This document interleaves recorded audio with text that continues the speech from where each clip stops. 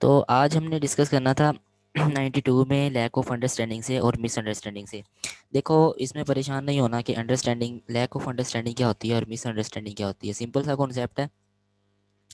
Lack of understanding होती है समझने में कमी आ रही है, मतलब आप दूसरे की बात ना समझ नहीं रहे। वो जिस तरह यार, एक रोड की इस साइड पे एक लड़का खड़ा है, उस साइड पे दूसरा लड़का खड़ा है, दरमियान में ट्रैफिक चल रही है। अब जो लड़का ए है ना, वो उसको कहता है यार जल्दी से बात सुन, लेकिन वो जो गाड़ियां दरमियान से गुजरी हैं उनका शोर है और उसको समझ नहीं आ रहा है कि आप। वो पूछता है क्या कह रहे हो यार, क्या कह रहे हो। तो यानी ये है लैक ऑफ अंडरस्टैंडिंग, उसको मतलब समझने में कमी है, उसको समझ नहीं आ रहा। अच्छा, मिसअंडरस्टैंडिंग होती है गलत बयानी, आपकी गलत बयानी हो जाना किसी भी चीज़ में। ठीक है, जगह इंडिकेट हो या इनकोरेक्ट हो वो। अब गलत बयानी किस तरह करते हैं, जिस तरह एक बच्चा चोरी करके भागता हुआ आया, उसके बाप ने पूछा हाँ भाई चोरी करके आया, वो कहता नहीं मैं नहीं चोरी करके आया, वो कोई और था। अब ये गलत बयानी है, वो गलत बयानी कर रहा है ना, चोरी तो उसी ने की है लेकिन वो गलत कह रहा है कि नहीं भाई मैंने नहीं की। ठीक है, तो ये इसमें थोड़ा सा फर्क था। अब है इंटर इंटर इंडिविजुअल लेवल पे हमने देखना है कल्चरल को। एक वो होता है इंटरप्शन एंड बैकग्राउंड, और दूसरा होता है communication on the condition of only one party. इसको जो इंटरप्शन, जो इंडिविजुअल लेवल होता है ना, वो individual to individual, company to company, event to event move करता है। अब देखें ना, इसमें पावर पावर का सारा कमाल है। अब इसमें एक एग्जांपल दी गई है। Due to lack to understanding और misunderstanding the communication process as a result might get interrupted and break down. जो कम्युनिकेशन या लैक ऑफ अंडरस्टैंडिंग या मिसअंडरस्टैंडिंग की वजह से कम्युनिकेशन के दरमियान जो रिलेशन होता है वो खत्म हो जाता है। इसमें एग्जांपल दी है कि अगर x has equal power as y, अगर x के पास y की जितनी पावर है, दोनों के पावर इक्वल है, it is very easy for x, तो एक्स के पास इतना इख्तियार है कि वो वाई से कम्युनिकेट करने को रिफ्यूज़ कर सकता है क्योंकि दोनों के पास इक्वल पावर है। अब अगर एक्स के पास पावर नहीं है और वाई के पास पावर है, तो वाई जो है वो उस पर डोमिनेट है, तो वाई की बात एक्स को मानना पड़ेगी। इसी तरह एक्स के पास बहुत ज़्यादा पावर है और वाई के पास नहीं है, तो फिर एक्स अपनी बात मनवा सकता है, वाई अपनी बात नहीं मनवा सकता। ये फ़र्क था इसमें। ठीक है, अब कलेक्टिव लेवल पे आए ना, तो ये चीज़ें अहम है, इंपॉर्टेंट है तीनों ही, एक्सपलियन एंड सेग्रीगेशन, अजीमिलेशन एंड इंटीग्रेशन। इसके मैं कॉन्सेप्ट आप लोगों को बता देता हूँ। एक्सपल्शन एंड सेग्रीगेशन होता है, मतलब जो दूसरे कल्चर के लोग होते हैं ना, यानी आपके मुल्क में हिंदू आ गए, सिख आ गए, आप उन्हें चाहते हैं यार, या तो उन्हें एक्सपल्जन होता है ख़त्म कर देना, या तो आप उनको ख़त्म कर देते हो, ठीक है, जान से ही मार देते हो उनको। और दूसरा होता है सेग्रीगेशन, यानी आप उनको अलहदा कर देते हो अपने से, उनके लिए अलहदा एक इलाका मुकर्रर कर सकते हो, यार यहाँ आप जाके रह सकते हो वरना हम आपको ख़त्म कर देंगे, दो ही हल है। ठीक है, तो ये होता है इलाके से ख़त्म कर देना। अब अजीमिलेशन में आता है कि उनको कहना यार हम आपको रहने की जगह देंगे यहाँ पे, ठीक है, लेकिन आपको जो ग्रुप, दो ग्रुप है ना, एक ग्रुप बहुत पावरफुल है उस इलाके में, दूसरा ग्रुप वहाँ पे रहना चाहता है। अब जो ग्रुप पावरफुल है ना, वो कहता है हम आपको यहाँ पे रहने देंगे, लेकिन तुम्हें ना हमारी सारी बातें मानना पड़ेंगी, जो हम कहेंगे वो करना पड़ेगा। दूसरा कंडीशन ये है। तीसरी कंडीशन है इंटीग्रेशन। इंटीग्रेशन क्या होता है, यार हम आपको रहन सहन के सब तरीके देंगे, खुराक देंगे, हर चीज़ देंगे, मदद हर लिहाज से करेंगे, लेकिन तुमने हम लोगों से अलग रहना है, यानी दूसरे इलाके में रहना होगा इसी मुल्क के। ये होती है जी तीन चीज़ें। अब आ जाएं guidelines for intellectual communication, awareness and insight. जब देखें अवेयरनेस, अब हमारे में अवेयरनेस, कहते हैं ना पाकिस्तानियों में तो वैसे ही अकल नहीं होती, अवेयरनेस की कमी है, वैसे जुमला मशहूर है। दूसरे मुल्कों में अवेयरनेस हो गई, अब दो मुल्कों के लोग आपस में मिलते हैं तो यार अवेयरनेस में इजाफा होता है, एक दूसरे की आगाही पैदा होती है, हाँ भाई ये वहाँ पे क्या चीज़ें होती हैं, यहाँ पे क्या चीज़ें, कुछ चीज़ें सिमिलर होंगी, कुछ चीज़ें डिफरेंट होंगी। फिर एक इंटेलेक्चुअल कम्युनिकेशन स्किल्स होती हैं। अब वहाँ अब देखो ना, हमारे यहाँ,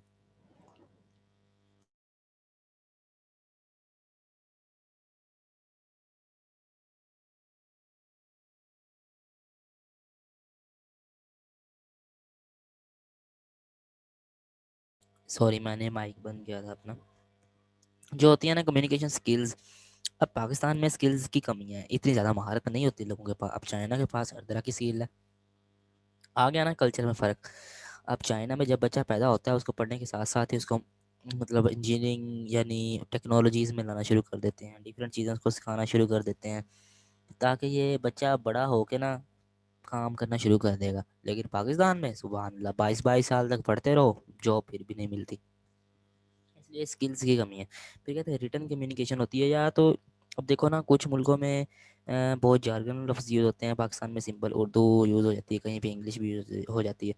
लेकिन अब जब दूसरों मुल्कों से बात करें तो रिटर्न में बात करते हैं, रिटर्न में इंग्लिश लिख के बात कर लेते हैं। ओरल कम्युनिकेशन से अगर हमने फीडबैक देना है, और इसमें आ जाता है ना यार ताल्लुक बनाना, या इसमें एक और चीज़ें इसमें लिखी है कि practice active listening, except the fact that gestures and expression mean differently in different culture.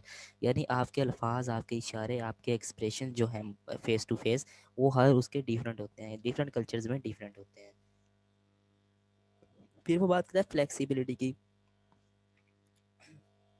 यार जब दूसरे कल्चर वालों से बात करनी है तो एक ही तरीका ना रखें, मुख्तलिफ तरीके इस्तेमाल कर लें। एक तरीका उनकी समझ में नहीं आ रहा, आप दूसरा तरीका इस्तेमाल कर लो। ये फ्लेक्सिबिलिटी है। पॉजिटिविटी हमारे तक नेगेटिव इंडिग्रेशन की तरफ जाएं ही मत, हमेशा पॉजिटिव रहें, ताकि दूसरों के सामने भी आपका पिक्चर यानी जो आपकी इमेज है वो अच्छी रहे। वो सोचे हाँ भाई इनके पास एथिक्स हैं, ये अच्छी तरीके से हमसे बात भी कर सकते हैं, ये कॉन्सेप्ट को समझते हुए हैं। ठीक है, तो बाकी आ जाता है नीड फॉर इंटरकल्चर कम्युनिकेशन। ये आपने खुद पढ़ने हैं, ये 4-5 बुलेट्स हैं इसमें, और कुछ भी नहीं है। नेक्स्ट है स्टीरियो टाइप्स। इससे क्वेश्चन आता है, इसका कॉन्सेप्ट ये है कि जो पहले से ही हाँ यहाँ पे ना, वो कहते हैं ना स्टीरियोटाइप्स बनी हुई हैं यार, कि वो मकान जो आपका घर है उसकी दीवार पे कौवा बोलेगा तो मेहमान आएंगे, हाथ में खारिश हो तो पता नहीं वो क्या कहते हैं, उल्टे हाथ में खारिश हो तो पैसे पता नहीं आने जाने हैं, या सीधे में हो तो पैसे जाएंगे। ये इस तरह की यार पहले से मांगते बनी हुई है हमारे मुल्क में काफ़ी सारे। अब कहते हैं ना लड़के खेल सकते हैं, लड़का स्पोर्ट्स में अच्छे होते हैं, लड़कियां स्पोर्ट्स में अच्छी नहीं होती। गर्ल्स इमोशनल होती हैं, जो काले लोग होते हैं वो बेस्ट एथलीट्स होते हैं। वो कौन सा पता नहीं, एक रेसर है, वो जो काला सा है, वो क्या नाम है उसका यार, बोल्ट है नाम उसका, शायद इसी तरह का कोई नाम है। अब वो काला है, देखो वो एक बहुत अच्छा एथलीट्स है। ये भी उसकी एक बनी हुई है। अब वो कहता है चाइनीज़ पीपल की, चाइना के जो लोग हैं ना वो चावल ज़्यादा खाते हैं।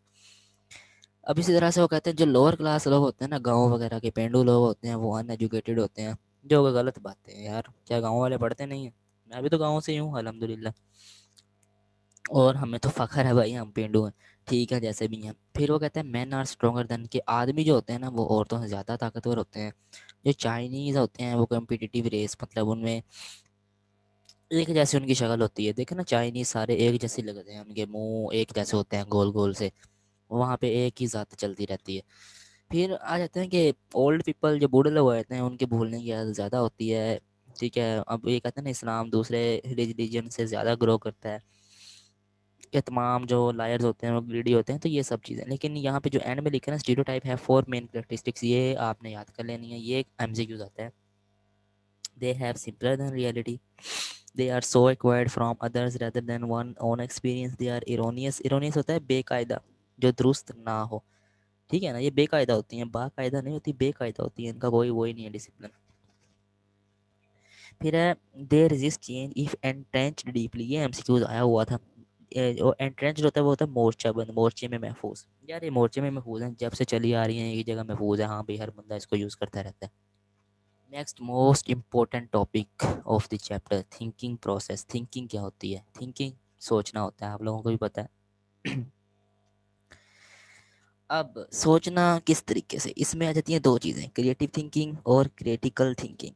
यार क्रिएटिव थिंकिंग होता है ना procedure we follow in order to develop ideas, हम आइडियाज़ को डेवलप करते हैं जो बहुत से यूनिक होते हैं। ठीक है, फिर हम उसको एलेबोरेट करते हैं अपने अपनी धुन में मगर रहते हैं, यानी गैर रवायती तरीकों से। जो इसकी कैरेक्टरिस्टिक्स है ना उससे आपको अच्छा समझ आएगा कि जो क्रिएटिव थिंकर होता है ना वो बहुत जोशीला होता है, मैं ये कर दूंगा भाई, मैं वो कर दूंगा, चैलेंज करता है लोगों को।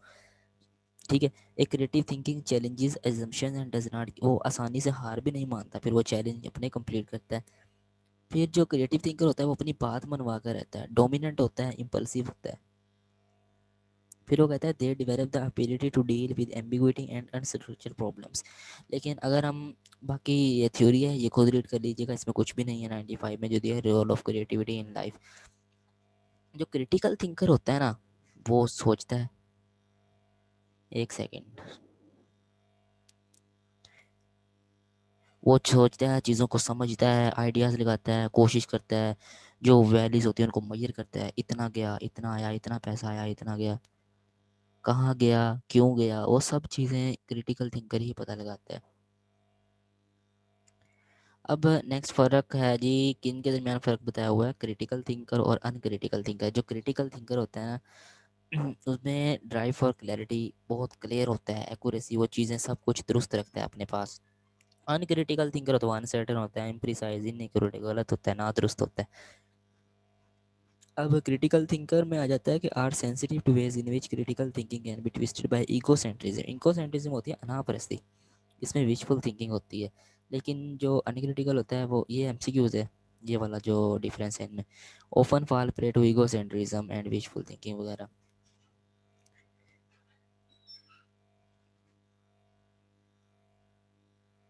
अच्छा, next effect of critical thinking over communication, ये भी थ्योरी है, इसको रीड कर लेगा। जो नेक्स्ट है ना 97, ये लिखवा लो मुझसे, पेज पे लिख लो, यहाँ से आपको एमसीक्यूज आएगा एक, ठीक है। जो इस आया है ना इस साल अक्टूबर में, अक्टूबर और अगस्त में,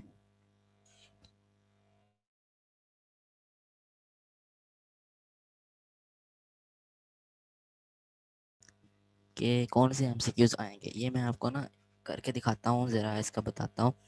क्रिएटिव थिंकिंग और क्रिटिकल थिंकिंग में डिफरेंस क्या है। मैं फिर कह रहा हूँ बहुत ज़्यादा इंपॉर्टेंट है ये सारे पॉइंट्स ही, इनको आपने, वो पूछता है पॉइंट दे देता है, वो पूछता है ये क्रिएटिव थिंकिंग में आता है कि क्रिटिकल थिंकिंग में आता है। इस चैप्टर से यहीं से ही क्वेश्चन आएगा और कहीं से नहीं आएगा, किसी से भी पूछ लीजिएगा जिनका ये एफसी पास है। वो कहता है with creative thinking you can find wrong answer. जब आप क्रिएटिव थिंकिंग कर रहे होते हैं तो आप गलत क्वेश्चन देखते हैं ना, जो गलत होंगे उनको ठीक करते हैं। लेकिन जो क्रिटिकल थिंकर होता है ना उसके ऑपोजिट, वो जो गलत जवाब होते हैं ना उनके बारे में यार अपनी थिंकिंग शुरू कर देता है। अजीबोगरीब है ना ये, देखो हम अब जो गलत हमारे ठीक आंसर होते हैं ना, जो गलत क्वेश्चंस होते हैं उनको देखते हैं, यार ये क्वेश्चन गलत तो नहीं है पेपर में, ये क्यों है, इनके बारे में आप सोचते हैं। लेकिन वो जो गलत जवाब दिया होता है ना, क्रिटिकल थिंकिंग उसके बारे में सोचता है। दोनों ही मेरे ख्याल से तो अजीब है। फिर वो कहता है when you think creatively you are exploring many new ideas. जब आप क्रिएटिवली सोच रहे होते हैं तो आप बहुत से नए आइडियाज जनरेट करते हैं। जबकि जब आप क्रिटिकल थिंकिंग की मदद से सोच रहे होते हैं तो फिर वो कहते हैं आप फिर चॉइसेस बनाते हैं, हाँ भाई किसको चूज़ करूँ, उसके पास बहुत सी चॉइसेस होती हैं। क्रिएटिव थिंकिंग नॉन जजमेंटल होता है, ये जजमेंटल नहीं होता, जज नहीं करता। क्रिटिकल थिंकर जजमेंटल होता है, ठीक है। क्रिएटिव थिंकिंग इज एक्सपेंसिव, यहाँ एक्सपेंसिव से मुराद महंगा नहीं है। Creative thinking is expensive mean expand, यानी इसका एक्सपेंड है, बहुत ज़्यादा बड़ा फैलाव होता है इसका, बहुत ज़्यादा। जो क्रिटिकल थिंकिंग होता है वो सिलेक्टिव होता है, वो सिलेक्टिव चीज़ों को, कुछ कुछ चीज़ों को सिलेक्ट कर लेता है। फिर कहता है क्रिएटिव थिंकिंग इज जनरेटिव, ये जनरेटिव होता है, ये एमसीक्यूज आया हुआ था। Divergent and subjective in nature, वो पूछा था which type of thinking is generative, divergent and subjective in nature, so the answer is creative thinking. Next critical thinker जो होता है वो एनालिटिक होता है, कन्वर्जेंट होता है, एक ही नुक्ते पर रहता है। डाइवर्जेंट होता है फैलाव पर, कन्वर्जेंट होता है एक ही नुक्ते पर, और वो ऑब्जेक्टिव इन नेचर होता है, ठीक है। उसके बाद एमसीक्यूज आया हुआ था लास्ट में, जो है ना, creative thinking talks about possibilities, ये पॉसिबिलिटीज के बारे में बात करता है। जो क्रिटिकल थिंकर होता है वो प्रोबेबिलिटीज के बारे में बात करता है, चांसेस पे बात करता है, ठीक है। या क्रिएटिव थिंकिंग कहता है ना, वो सोचता है क्या चीज़ मुमकिन है क्या चीज़ नहीं। जो होता है ना क्रिटिकल थिंकर, वो उसके पास वो चांसेस होते हैं। प्रोबेबिलिटी आप करेंगे ना चैप्टर 15-16 है जो क्यूएम का, उसमें कहते हैं ना वो प्रोबेबिलिटीज़ देखते हो, इसकी कितनी प्रोबेबिलिटी आने की, इसकी प्रोबेबिलिटी ठीक होने की कितनी है, ये उन चीज़ों पे बिलीव करता है। So the chapter is end. So हम चलते हैं चैप्टर 9 पे, आ जाएं चैप्टर 9 पे, जल्दी से आ जाएं। चैप्टर 9 में हमने आज डिस्कस करने हैं, मैंने कहा था पहले मैं बताऊंगा आपको टाइप्स ऑफ इलेक्ट्रॉनिक कम्युनिकेशन, तो वो ओपन करें जल्दी से, जितनी ज़्यादा हो सकती हैं हम करेंगे आज।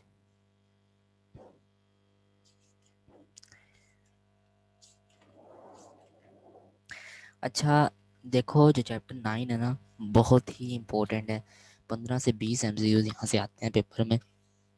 अब इसमें है क्या, मेरा पढ़ाने से इसमें कुछ नहीं होने वाला, इसमें सारा रट्टा सिस्टम है। ये जो वाले जो टॉपिक है ना, टाइप्स ऑफ इलेक्ट्रॉनिक कम्युनिकेशन, इसमें कॉन्सेप्ट भी आना चाहिए, लेकिन ये थ्योरी है सारी, ठीक है। तो मैं इसको जल्दी जल्दी रीड करवाता जाऊँगा और आपने कॉन्सेप्ट देता जाऊँगा, आपने रीड कर लेना है, ये कोई ज़्यादा मुश्किल काम नहीं है। अब ये टाइप्स ऑफ इलेक्ट्रॉनिक कम्युनिकेशन में आ जाएं, इसके फ़ायदे क्या हैं। 239 पेज है। वन कैन स्टे कनेक्टेड 24/7, यानी आप 24 घंटे, फ़ायदा जो है ना इलेक्ट्रॉनिक कम्युनिकेशन, अब गूगल हर टाइम ओपन है, 24 घंटे आप इससे कनेक्ट रह सकते हो। फिर इसका डिसएडवांटेज क्या है कि यार इससे सोशल डिप्रेशन, हर टाइम अगर गूगल पे लगे रहोगे, मैं पागल हो जाता हूँ यार। क्लासेस, फिर इनकी वीडियोस रिकॉर्डेड आपको दूँ, फिर उसके बाद जी मैं अपने वो वेबसाइट्स देखूँ, फिर प्लेटफॉर्म देखूँ, फिर चैनल देखूँ। तो इस पे रह के ना मैं पागल हो गया था कुछ दिन, तो मैंने छोड़ दिया था ये काम। तो इससे ना बंदा डिप्रेशन में आ जाता है। फिर वो कहता है एडवांटेज इसका है very useful for business purpose. अब बिजनेस पर्पज, मैं बिजनेस नहीं कर रहा है बैठ के, बिजनेस पर्पसेस के लिए भी ये यूज़ होता है। लोग बहुत से पैसे कमाते हैं इस पे। वो कहते हैं ना फ्रीलांसिंग करते हैं, अपवर्क पे, डिजिस्किल पे अपना टाइम करते हैं वेस्ट। अब इसमें टाइम भी तो वेस्ट होता है ना इससे, ये भी इसका डिसएडवांटेज है। तो बाकी इसमें कुछ भी नहीं है, ये 2 पॉइंट है ऊपर। तो नेक्स्ट हम मूव करें अपने असल चीज़ों की तरफ जो है ना, वो उसमें आते हैं सबसे पहले। अब इसके फीचर्स हैं, ये फीचर्स भी पढ़ लीजिएगा। मतलब फीचर्स होते हैं सोशल मीडिया पर, हम फेसबुक यूज़ करते हैं, अपनी प्रोफाइल बनाते हैं, फिर लोगों को शो होती है, हमारी फ़ैन फॉलोइंग बढ़ती है। जो न्यू पोस्ट होती हैं वो टॉप पे आती हैं, जो ओल्ड पोस्ट हो जाती हैं वो डिसेंडिंग ऑर्डर में चली जाती हैं, जो न्यू पोस्ट होती हैं वो असेंडिंग ऑर्डर में आ जाती हैं। फिर वो कहते हैं हम दूसरे एक दूसरे को ईमेल से ऐसे सेंड करते हैं, एक दूसरे को टैग करते हैं। जब आप पिक्चर प्रोफाइल अपनी या कोई भी पिक्चर ऐड करते हैं ना फेसबुक पे, आप टैग कर रहे होते हैं कि यार ये इसकी इसकी टाइमलाइन पे भी जानी चाहिए। तो इस तरह से लोग फिर आप लोगों को देखते हैं, लाइक करते हैं, पिक्चर कमेंट करते हैं, बस यही है इसमें और कुछ भी नहीं। ठीक है। बात एडवांटेजेस और डिसएडवांटेजेस पे आए 241 पे। अब फ़ायदे भी मैंने अभी जो पीछे डिस्कस किया ना वही है कि आप फ़ायदे से क्या है कि आप लोगों से लिंक रहते हैं, फ्रेंड से, रिलेटिव से, पूरी दुनिया में कहीं पे भी आप बात कर सकते हो, पिक्चर शेयर करो, मूवी शेयर करो, अलॉट ऑफ वीडियोज़ आप शेयर कर सकते हो। फिर स्टूडेंट्स लेक्चर ले सकता है, जिस तरह आप लेक्चर ले रहे हो, ये देखिए ये भी इसका फ़ायदा है ना, घर बैठे आप अब मुझे सुन रहे हो, आप पढ़ रहे हो। फिर इसका एक और फ़ायदा है कि internet marketing has widened the scope of social. जो इंटरनेट है, जो क्वेश्चन आपको नहीं आता है इंटरनेट पर डालो वो सॉल्व होकर आ जाता है। तो ये भी तो फ़ायदा ही है ना अब, कि इंटरनेट की मार्केटिंग बहुत ज़्यादा बढ़ गई है। अब डिसएडवांटेजेस मैंने कहा कि इससे डिप्रेशन होती है, बट जो स्टूडेंट्स है स्टूडेंट्स को इससे बचना चाहिए, क्योंकि स्टूडेंट्स अपना बहुत सारा टाइम इस पे लगा देते हैं, जो उनकी स्टडी पे अफेक्ट, एकेडमिक परफॉर्मेंस फिर उसकी अफेक्ट होती है। ठीक है। उसके बाद वो कहता है कि जो आपके है ना इतना ज़्यादा टाइम भी ना लगाओ कि आप अपनी फैमिलीज़ को भूल जाओ। आजकल पबजी गेम चल रही है, अब तो उसका स्कोप कुछ कम होगा, लेकिन आज से साल पहले या 6 महीने पहले इतनी ज़्यादा लोगों ने पबजी खेली है कि उनकी फैमिलीज़ उनसे तंग। ठीक है। मैंने कुछ दिन पहले डाउनलोड की, 2-3 दिन खेली, चलो जी, मेरी तो अम्मा मेरे पीछे लग गई हैं कि ये वो हो गया, ये वो हो गया, उन्होंने मेरी डिलीट करवा दी है।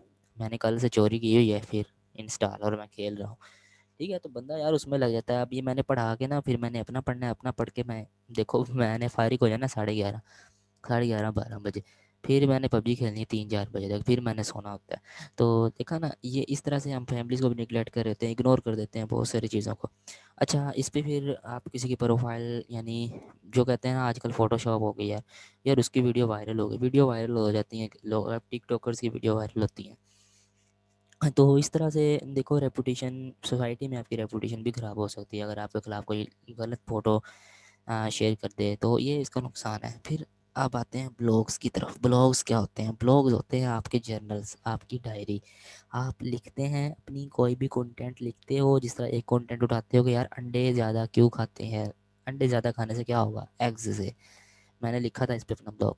तो मैंने इसमें भी चीज़ें लिखी, यार इससे ये प्रोटीन मिलता है, इससे ज़्यादा भी नहीं खाने चाहिए। कुछ डॉक्टर मना करते हैं, कुछ डॉक्टर कहते हैं हाँ खाने चाहिए, अच्छे होते हैं सेहत के लिए, कुछ कहते हैं नहीं होते अच्छे। तो मैंने वो चीज़ें बताई हुई थी। इस चीज़ों को बोलते हैं ब्लॉग। ये सबसे पहले कब पेश किया गया? 199 में। ठीक है। 1999 में ये आ जाता है एमसीक्यू, ये याद रखिएगा। इसमें जो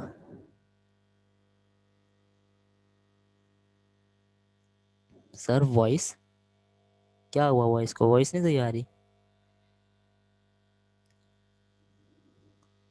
अहमद सर कह रहे हैं सर वॉइस, बाकी यार जितने बैठे हैं उनको वॉइस आ रही है मेरी? लो, सैयद मोहम्मद सरमद कह रहे हैं बिल्कुल क्लियर। यार आपका शायद इंटरनेट जो कनेक्शन होगा वो थोड़ा शायद ख़राब हो गया हो, इसलिए एक मसला आ रहा होगा।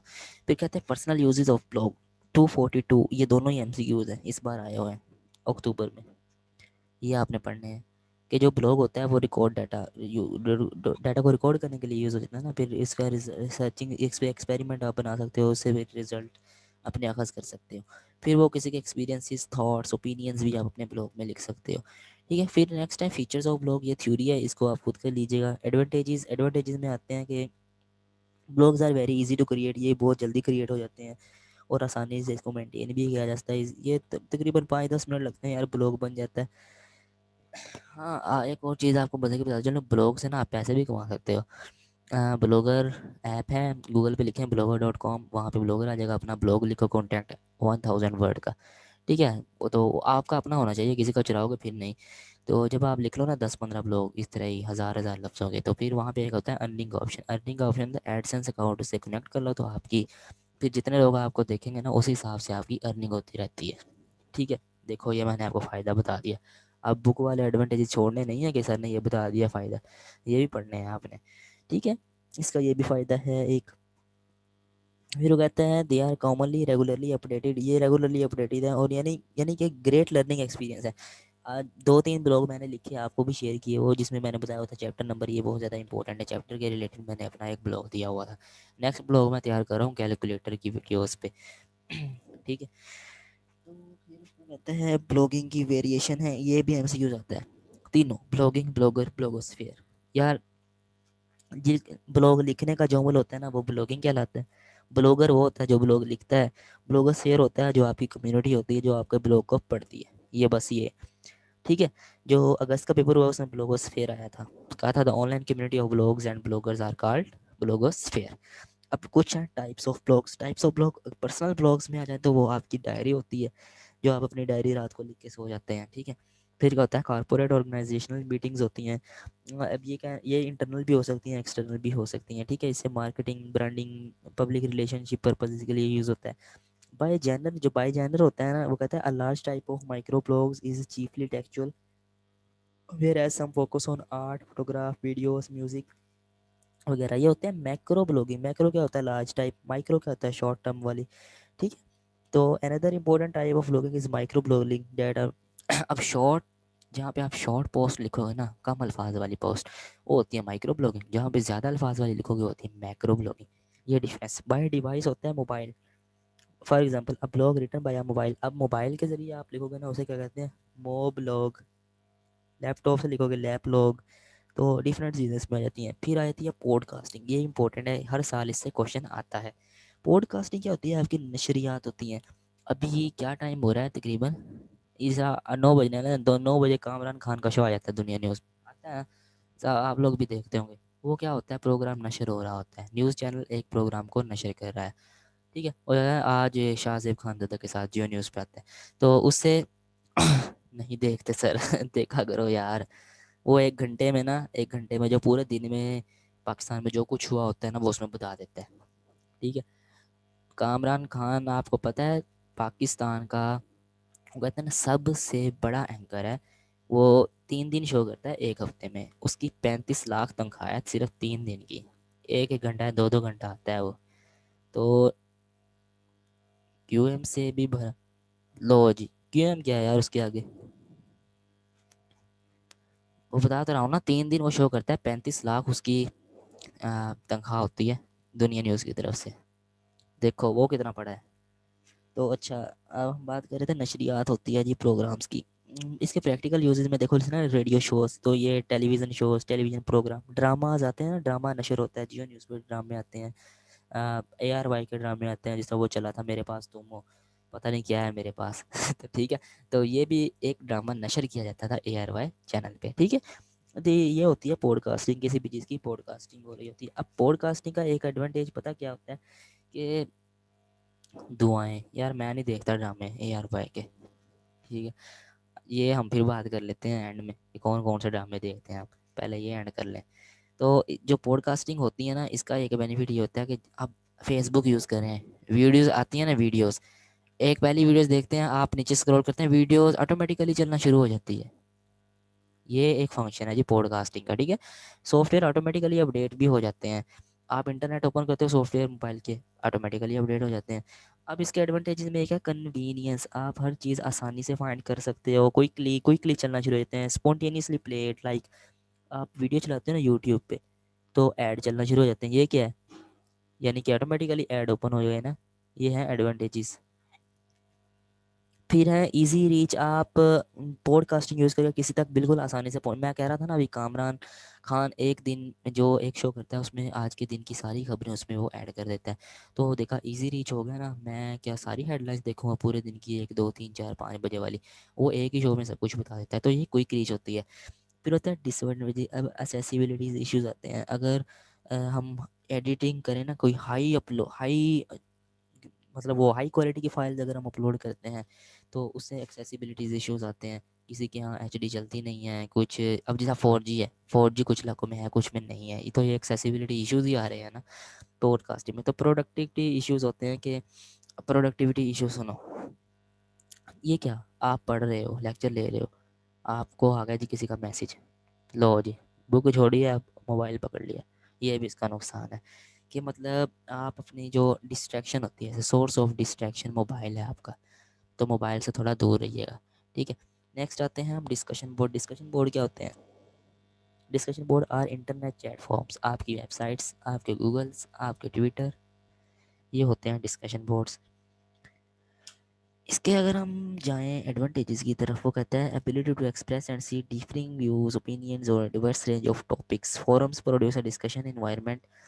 अब यार ये भी आपका, मैं आपकी ज़ूम मीटिंग कर रहा हूँ ना, ये भी आपका डिस्कशन बोर्ड में आता है। यहाँ आप चैट कर पे मैसेज कर रहे हो मुझसे, तो मैं आपको आपकी ये डिस्कशन ही हो रही है ना, मैं आपको पढ़ा रहा हूँ, आप अपने डिस्कशन के लिए कोई क्वेश्चन है तो वो यहाँ पे पुट कर देते हो। तो इसी तरह अगर आप डिसएडवांटेजेस में जाएँ तो अब पबजी में ना हैकर्स भी होते हैं।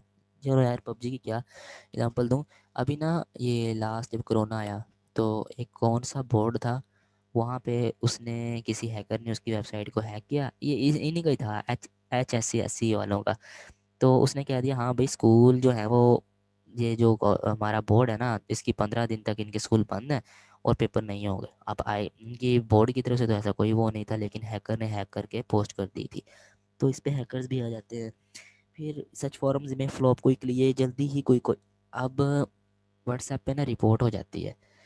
कोई अगर बंदा व्हाट्सएप को गलत इस्तेमाल कर रहा है तो 90 डेज़ के लिए व्हाट्सएप वाले आपकी आईडी को ब्लॉक कर देते हैं। मेरी 2 आईडीज़ 90 डेज़ के लिए बंद कर दी गई हैं, पता नहीं क्यों, पता नहीं कौन लोग हैं ये जो ऐसे करते हैं। अच्छा, नेक्स्ट आ जाते हैं मैसेज। मैसेज क्या होते हैं? आप मैसेज जो आप अपनी गर्लफ्रेंड को सेंड करते हो ठीक है, टेक्स्ट मैसेज जो होता है आपका, इसे कहते हैं मैसेज। अब ये सबसे एक आसान तरीका है मैसेज सेंड करने का।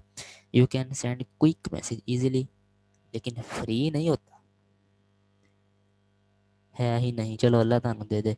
You can send quick message easily, आप आसानी से किसी को मैसेज कर सकते हो। If you are not able to talk, आप किसी को साथ बोलना नहीं चाहते तो आप उसे लिख के भेज देते हो, नहीं चाहिए सर ठीक है यार, सीए के बाद, अच्छा यार यूँ ना करो, बाकी पढ़ रहे हैं। यू कैन सेव टेक्स्ट, आप टेक्स्ट को सेव कर सकते हो, फिर उसे बाद में देख सकते हो, जिसे हम आपके मोबाइल में भी होगा ड्राफ्ट का ऑप्शन। अच्छा, ये दूसरे जो कम्युनिकेशन सर्विस है ना उनसे सस्ता होता है, सस्ता पड़ जाता है हमें, 70 80 रुपये में लगता है पूरा महीना भाई मैसेज करते रहो।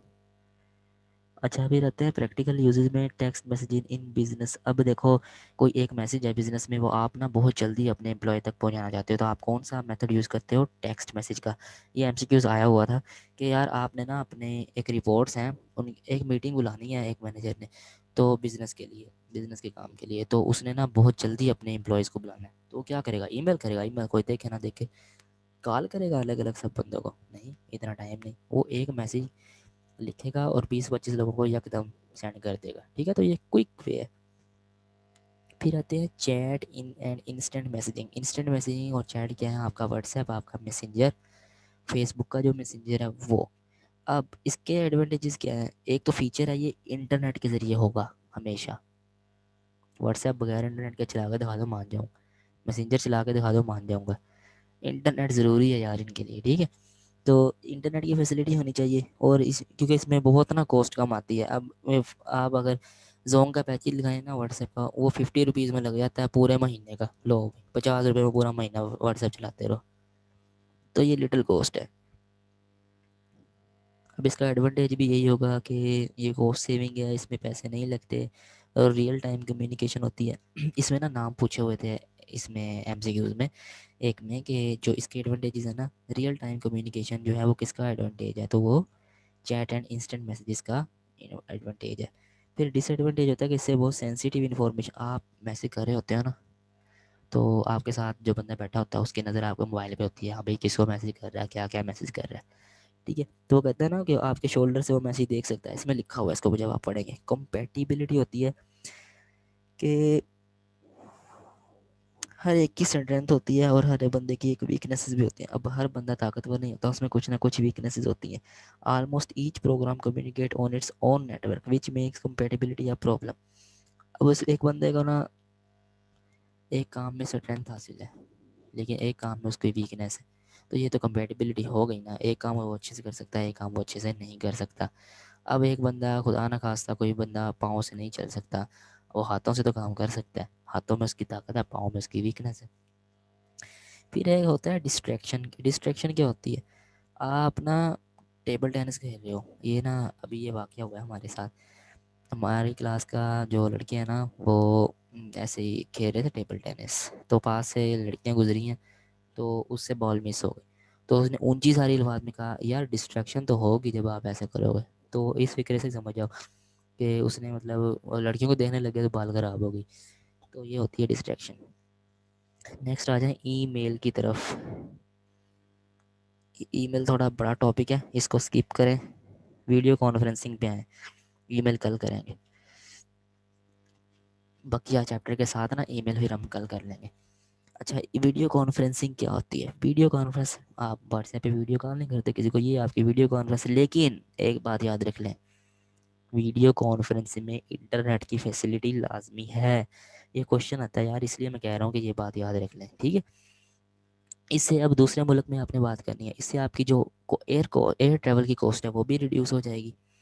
जो हाई ट्रैवल कॉस्ट होती हैं यानी कि उससे आपको कफाइश है। अब देखो इंटरव्यू है किसी बाहर के बंदे का, आप क्या उसे बुलाओगे यहाँ पे? उसके लिए भी आना मुश्किल है, तो वो आप वीडियो लिंक के ज़रिए उनसे, आजकल नवाज शरीफ जो बातें कर रहा होता है वो बाहर से बैठ के कर रहा होता है वीडियो लिंक के ज़रिए, ठीक है। तो ये वीडियो लिंक के ज़रिए आप कहीं पे भी किसी भी वक्त बात कर सकते हो।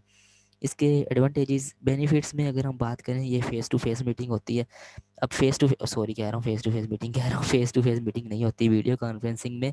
हाँ, दिखने में तो फेस टू फेस है ना, उसका भी फेस नज़र आ रहा है, मेरा भी फेस। फेस टू फेस होती है कि आपस में एक जगह बैठ के थोड़े फासले पर जो बैठ आपकी कम्युनिकेशन हो, उसे कहते हैं फेस टू फेस। कहते हैं next best option when face to face meeting are not possible, जब करीब बैठ के पॉसिबल ना हो बात करना, तो cost effective solution where a live conversation. वो मैं कह रहा था नवाज शरीफ बात से बैठ के बात करता है तो वो लाइव कन्वर्सेशन आपकी चल रही होती है। रिड्यूस ट्रैवल कॉस्ट, खर्चा कम होता है जहाज़ का, आप जहाज़ में जाते हो टिकट लेते हो उससे खर्चे बढ़ते हैं ना। और इसमें यार ऐसा कुछ भी नहीं है, और जिसकी लिमिटेशन है ना वो याद रखनी है। आई कॉन्टैक्ट, अपीयरेंस, कंसाइजनेस, सिर्फ नाम, technology, limited non commercial, take up and anxiety. ये 5 लिमिटेशन यार। इस बार जो एमसीक्यूज आया हुआ था वो कहता anxiety is a limitation of, तो आंसर क्या हुआ? Video conferencing. फिर एक और पेपर में था technology is a limitation of, ये क्या था आंसर इसका? Video conferencing. तो इस तरह के एमसीक्यूज आते हैं, लिमिटेशंस वाला लाजमी आना है वीडियो कॉन्फ्रेंसिंग से एक एमसीक्यूज, ठीक है। और ईमेल के लिमिटेशंस भी आएंगे उसमें, वो मैं आपको भी पढ़ाऊंगा ना जब कल, वो मैं बता दूंगा, ठीक है। और इसमें आएगा एमसीक्यूज ईमेल को छोड़ के, एडवांटेजेस और डिसएडवांटेजेस। पॉडकास्टिंग आपने अच्छे से करना है। इंस्टेंट मैसेजिंग में एडवांटेजेस और डिसएडवांटेजेस को अच्छे से पढ़ना है। ब्लॉग का जो है ना प्रैक्टिकल यूज, जो 2 बुलेट्स मैंने 242 पेज पे, वो एमसीक्यूज हैं। अच्छा, उसके बाद हैं, बस यही है, ये इंपॉर्टेंट एमसीक्यूज हैं इस चैप्टर के। अब आपकी जो आज की असाइनमेंट है ना, पता क्या पढ़ के आना है आपने? जस्ट आपने पढ़ के आना है टाइप्स ऑफ वेब होस्टिंग को। जो समझ नहीं लगेगी कल मुझसे पूछना। Free, standard, dedicated, colocation, e commerce, reseller, cluster, file and image and weblog. ये सिंपल सी हैं टर्म्स, पढ़ेंगे तो समझ आ जाएगी। लेकिन मैंने आपको वैसे भी ये कल रिवाइज करवानी है, लेकिन आपने ये पढ़ के आनी है, ठीक है। तो गाइस यार यहाँ मीटिंग एंड करते हैं, 1 मिनट रह गया, वैसे ही मीटिंग एंड होने वाली है। जो आपके क्वेश्चन होंगे वो व्हाट्सएप ग्रुप में कर लीजिएगा, वरना अभी आपको इसकी रिकॉर्डिंग मिल जाएगी, ठीक है। थैंक यू, अल्लाह हाफिज़।